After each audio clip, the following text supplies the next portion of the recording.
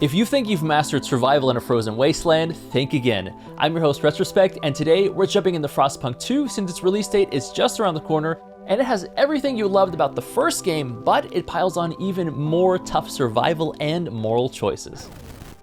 Frostpunk 2 starts with this pretty intense cinematic showing the captain of the first game dying of old age, and a new steward steps up to take his place. That's where we come in to take control of New London.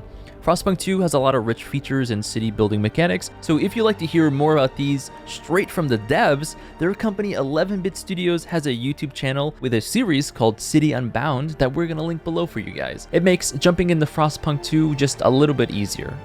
So if you played the first Frostpunk, you probably already know the deal. It's the end of the world, and it's not from zombies or nukes or aliens, it's actually from the cold.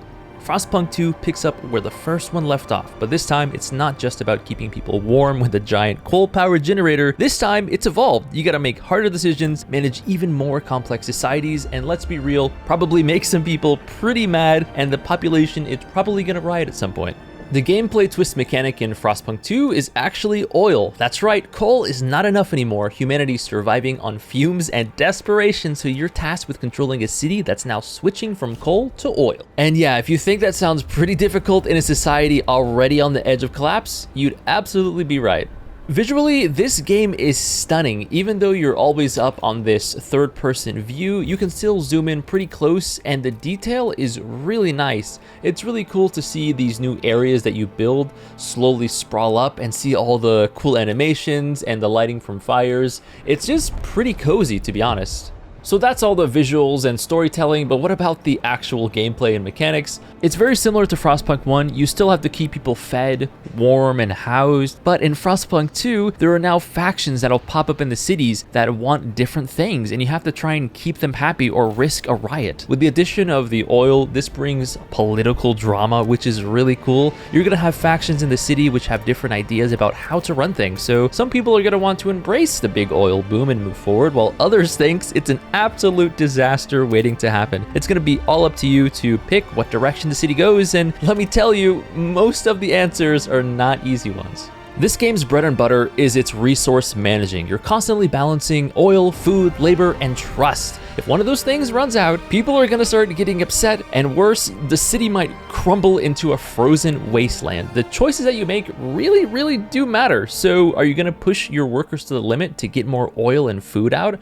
Or are you gonna tell them to tighten their belts so they eat less so you can save more food before the big winter comes? Every decision is going to affect your city's future, and of course, everyone is either gonna love or hate you for it.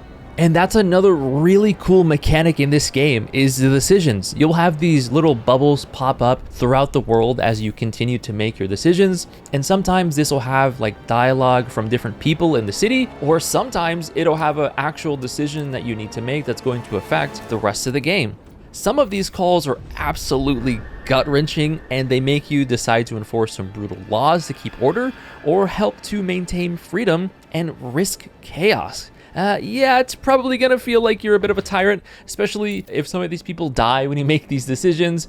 But again, it's a harsh world, and it's not just about surviving, it's about not letting the city fall.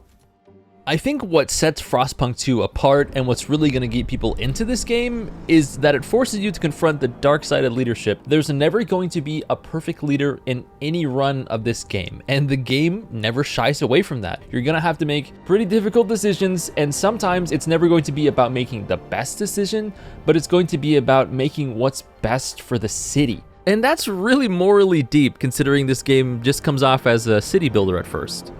Alright, so let's talk about the coolest new feature coming to Frostpunk 2, the modding support. It's something they've introduced called the Frost Kit system, which is going to allow modding to the next level. The fact that this is now on Unreal Engine 5 is crazy. We're talking new visuals, detailed environments, and even better performance. Unreal Engine 5 basically lets you and the modding community take Frostpunk 2 and go wild with it. You want to change how resources work? Fine. You want to change what snow is, or even what snow does or affects characters? Great. Create new scenarios and just go above and beyond. These games may even be changed to be completely new games. Mods are gonna go crazy, and I really just can't wait. Look at the textures on screen. We got dinosaurs and just new creatures they're creating. I think it's really cool, and this type of support is what games need to make sure that they have a long life.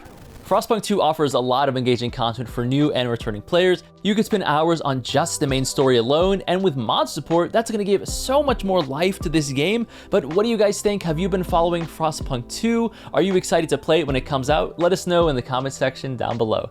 I've been your host, Retrospect. Thank you very much for watching, and we'll see you in the next Opera GX video.